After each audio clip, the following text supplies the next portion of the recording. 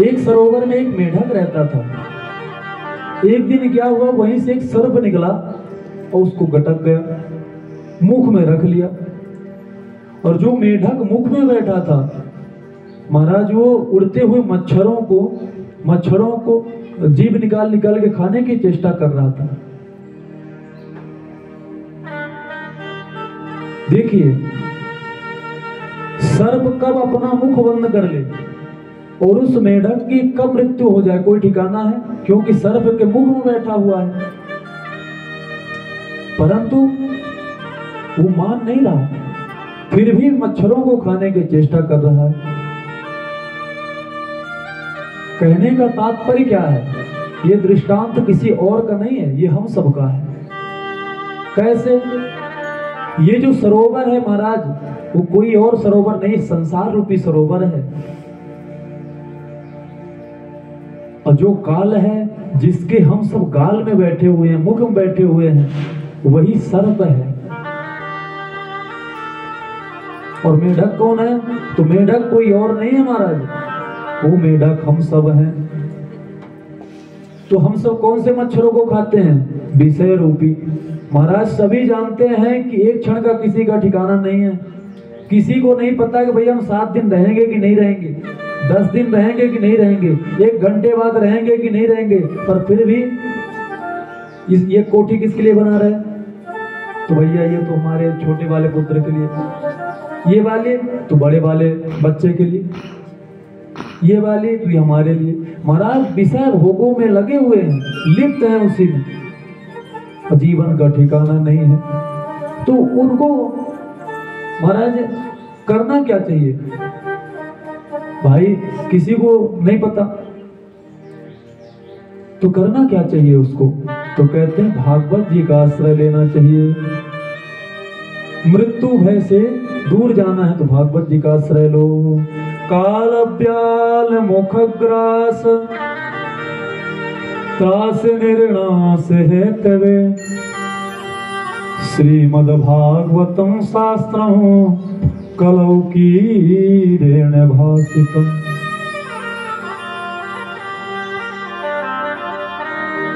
अगर काल से बचना है, मृत्यु भय से दूर जाना है, तो महाराज भागवत जी का आश्रय लो। कलौ की ऋण भाषितम, कीर का मतलब तोता भी होता है। जो सुखदेव जी की गाई हुई जो भागवत है, सुखदेव रूपी तोता के मुख से गाई हुई जो भागवत है, उस कथा का आश्रय लो। बोलो भागवत भगवान की। कोई मृत्यु भय से दूर गया है, भागा है? बोला हाँ। कौन गया है? तो बोले एक बार की बात है। परीक्षिते कथा वक्तुम सभाया संस्थिते सुखे, सुधा कुंभम गृहे त्वैव देवास्त्र समागम। एक बार की बात है, राजा परीक्षित को जब गंगा किनारे गए महाराज, सुखदेव जी का आगमन हुआ। सुखदेव जी जब कथा श्रवण कराने के लिए राजा परीक्षित को पहुंचे, आसन जमाए, तो महाराज उसी समय सुधा कुंभम गृहीत्वैव देवस्तत्र समागमन, देवताओं का आगमन हुआ। कैसे? तो कहते हैं हाथों में अमृत का कलश, कुंभ यानी होता है घड़ा, महाराज घड़े में अमृत भर करके लाए। और उनकी याचना क्या थी? वो कहते हैं कि हे सुखदेव जी महाराज, राजा परीक्षित को मृत्यु भय है, उसके मुक्ति के लिए आप इस अमृत को पिला दीजिए, तो ये मुक्त हो जाएंगे, मृत्यु भय से दूर हो जाएंगे। तो उसके बदले में महाराज ये तो ठीक था कि पिला दीजिए, ठीक है, पर उन्होंने शर्त एक रखी। कौन सी शर्त? शर्त यह थी कि महाराज उसके बदले में जो इनको कथामृत का पान कराने जा रहे हैं, उस कथामृत को हमको पान करा दें। सुखदेव जी महाराज हंसने लगे और कहने लगे कि कहाँ तुम्हारा कांच का टुकड़ा और कहाँ हमारी मूल्यवान मणि। महाराज कांच का टुकड़ा कोई दे और कहे मूल्यवान मणि को हमको दे दो, तो कौन कौन ऐसा महाराज मूर्ख होगा कि जो बदली बदला करेगा? अदला बदला कौन करेगा? कोई नहीं करेगा। क्व सुधा क्व कथा लोके क्व काचः क्व मणिर्महा ब्रह्मरा तो विचार्यं तदा देवाजहासः। महाराज उनका उपहास करके सुखदेव जी ने भगा दिया। अरे तुम इसके लायक नहीं हो। अगर तुम श्रोता बन के आते, जैसे सभी बैठे हैं, तुम जाकर के बैठ जाते पीछे, चुपचाप सुन लेते, पर तुम श्रोता बन के नहीं आए। तुम तो महाराज अदला बदली के भावना से आए। एक बैस समझते हैं, बनिया जिसको बोलते हैं। तुम तो महाराज बनिया बन के आए कि चलो हम अमृत का कलश इनको दे देंगे, इसके बदले में हम कथामृत पान कर लेंगे। देखिए कथा की यहाँ पर विशेषता है।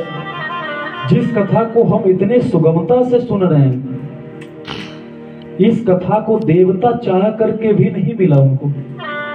सुराणामपि दुर्लभा कहा है, अभक्तास्ताश्च विज्ञाय नददौ स कथामृतम्। श्रीमद् भागवती वार्ता सुराणामपि दुर्लभा। ये ऐसी दिव्य भव्य कथा है महाराज जो देवताओं को भी दुर्लभ है। ये कथा देवताओं को भी सरलता से नहीं मिलती, और हम सबको मिलती है तो हम सब श्रवण नहीं करते, हम सबका मन नहीं लगता है। मन क्यों नहीं लगता मैया? मन का कारण एक ही है कि जो पहले से आदत बिगड़ चुकी है। बोलो राधे राधे। पर चिंता मत करो, ठाकुर जी चाहेंगे तो 7 दिन में इस बार जरूर परिवर्तन होगा। बोलो वृंदावन बिहारी लाल की। राजा परीक्षित से एक बात पूछी थी। कौन सी बात? कहे महाराज जो कथा श्रवण करने के लिए बैठा है उससे भी एक बार पूछ लो कि ये कौन सी कथा श्रवण करना चाहता है, कथा सुनना चाहता है या कि अमृत पान करना चाहता है। तो अगर आप लोग होते वहां तो आप कहते भैया अमृत पान करवा दो फटाफट, जिससे कि अमर हो जाए। पर यहाँ पर परीक्षित ने महाराज विद्वानता का परिचय दिया है, यहाँ बुद्धिमानी का परिचय दिया है। कहा है कि गुरुदेव इन दोनों की विशेषता क्या है? आप कृपा करके एक बात ध्यान रखें, कोई भी काम करो तो अपने घर में जो बूढ़े बुजुर्ग हैं उनसे राय जरूर लो। आपको वास्तविक में ऐसा लगता है कि अरे ये तो कुछ नहीं जानते, ये तो सब ओल्ड हो चुके, पुराने हो चुके, पर ऐसा नहीं है। ऐसे ही वो उनके बाल सफेद नहीं हुए। महाराज उनसे राय लो और वो जो राय देंगे तो वही देंगे जो हमारे हित में होगा। तो यहाँ पर परीक्षित जी ने गुरुदेव को श्रेय दिया है, सुखदेव जी महाराज को। कहा गुरुदेव आप ही बताएं कि हमारा कल्याण किसमें है।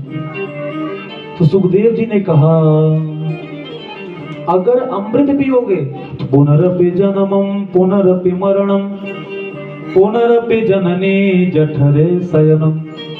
अगर अमृत का पान करोगे तो बार बार जन्म लोगे, बार बार मरोगे, और अगर कथामृत का पान करोगे तो पुनर्जन्म न विद्यते, बार बार जन्म नहीं लेना पड़ेगा। सुखदेव जी जब इस तरह से बोले तो परीक्षित जी कहने लगे कि महाराज जब ऐसी विशेषता कथा में है तो कौन मूर्ख होगा जो अमृत पान करेगा। आप तो हमें कथा ही पान कराइए। बोलो भागवत भगवान की।